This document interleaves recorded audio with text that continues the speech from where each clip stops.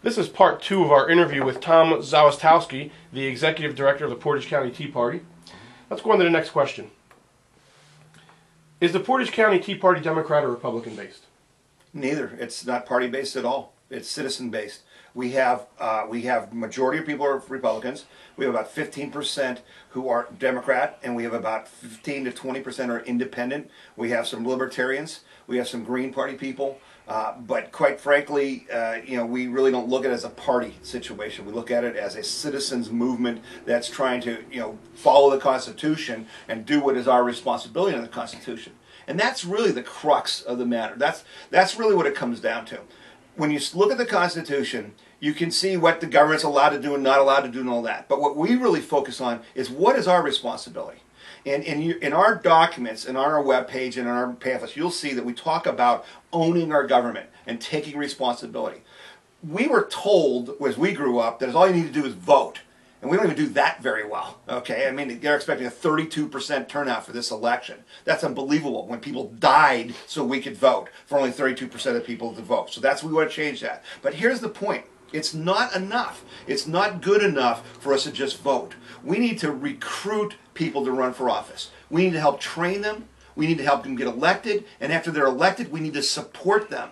And that means being at every school board meeting, being at the township trustee meeting, being at the zoning meeting, going to the county commissioners meetings, understanding what's going on in your community. It's our job. I make this analogy. I'm a businessman, been in business for 22 years. It would be as if I were going to hire Sal to run my company, and I don't talk, after I hired you, I don't talk to you for 4 years.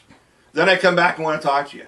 No one in business would do that. Why would you elect someone and then never have anything to do with them for the next 4 years and then complain about the job they did? Your job as a citizen is to be engaged with the political process. And it's all local. And that's what we're about, is getting citizens to understand that our job is more than just voting on election day. Using the numbers that you reported, seem right along the lines. The Washington Post recently reported that according to the Gallup organization, nearly 80% of the Tea Party describe themselves as conservative Republicans, while 15% say they're Democrats, and just 6% are in their own minds pure independents. Mm-hmm. What do you say to those that think the Tea Party here in Portage County is nothing more than a stump for the Republican machine? Yeah, just they're getting it out of context.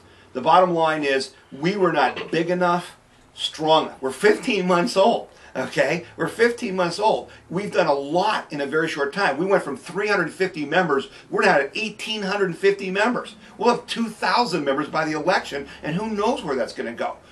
We weren't strong enough to get our own people on the ballot. We weren't strong enough to run, we didn't have the time, for instance, to run for the central committees for the Republican and Democratic parties. So, to accuse us of that is really unfair and unjust, because nobody could have done what they're asking us to do.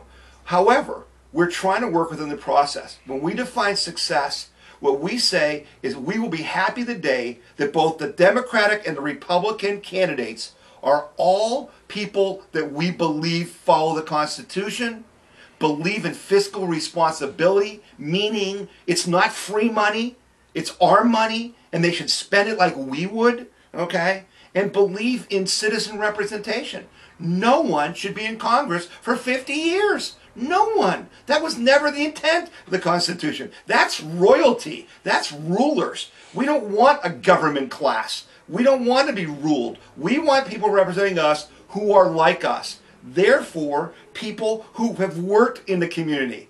We have all these people who just, went from college to be an aide to work in politics and have never worked in the community in their lives. They don't represent us. They don't know what it's like to earn a living, to raise a family, to pay the school taxes and the county taxes and all the things, and understand the burden that's on small business.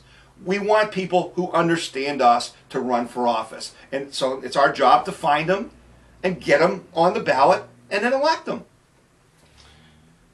I hear what you're saying. Mm-hmm. But let's be fair for a minute. Okay. If 80% of the organization is conservative Republicans, right, and you have an election like this election where 13 of the 14 people you endorse, coincidentally, are Republicans. Now, obviously, that's because if 80% of your folks are Republicans and are conservatives, right, traditionally you're going to endorse folks that are conservatives, which is traditionally the Republican Party. Correct. Now, if you are out there stumping for the candidates that you endorse, Well, then one could make the connection to say that you are stumped for the Republican Party. They certainly can make that connection, but I think they need to understand it's not because they're Republicans, it's because they're conservatives. I'll give you a perfect example. In the primary, there was a guy named Dan Modis, a Democrat from Canfield area or from the Poland area, running against Tim Ryan in the Democratic primary. We love Dan Modis.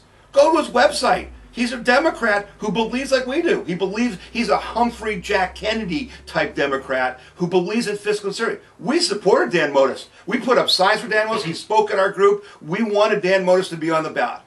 What you're talking about here is an ideological battle. It's real simple. There's one side represented by the left of the Democratic Party, not just the Democratic Party, the left of the Democratic, that believes that government is the answer. That government creates jobs, government's jobs to take care of you, that government is the answer. You can call it whatever you want. Call it socialism, fascism, communism, whatever you want. It's a government-based philosophy. The other side is a group that believes in free enterprise. It believes that government is to stay out of the way of business. Government should plow the path for business because government doesn't create jobs, business creates jobs. Business and individual freedom is what creates the greatest country in the history of the world. That's our resume. That's how we became the greatest country in the history of the world. The other side's resume is total failure. In China, in the Soviet Union, in Vietnam, wherever they've been, they've failed. They're trying to sell us on a failed program. We're not buying it, and we're fighting back. The fact of the matter is, they got where they are because for 50 years, we didn't fight back. They were unopposed. People say, can you beat them? You know, they're so organized, they're so this, they're so that. Can we beat them? They've been unopposed. Let's see when they have a real opponent. We're the American people.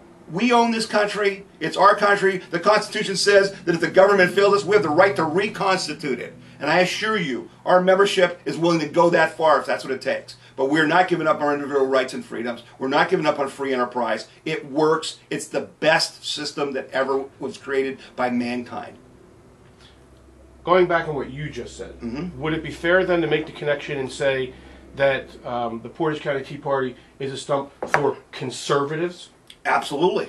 Okay. And we want to see conservative Democrats. We want to see conservatives across the board. We want to see people who do not talk about class warfare and say that anybody that makes a good living is greedy or selfish. We want to celebrate success. We used to say, way to go, Sal. You took your company from nothing and became a billionaire. Now, you would do that and we would demonize you. That's something wrong. That's not American. And that's not how you win. That's not how you win. That's how you lose. In life, in your personal life, in your business life, in government. So these are the challenges we face. We need to take our culture back as much as our political system back. I'm going to stay on that topic for just one more question. Sure. Admitting that the party is a stump for conservatives. It's nice to say, you know, we wish all Democrats would be conservatives, but history says that's not going to happen. Right. And most conservatives are Republicans. So then it would also be a safe leap to say that the Portage County Tea Party would always probably lean towards the Republican nominee. Well, I will say that with a condition. Okay, here's the condition.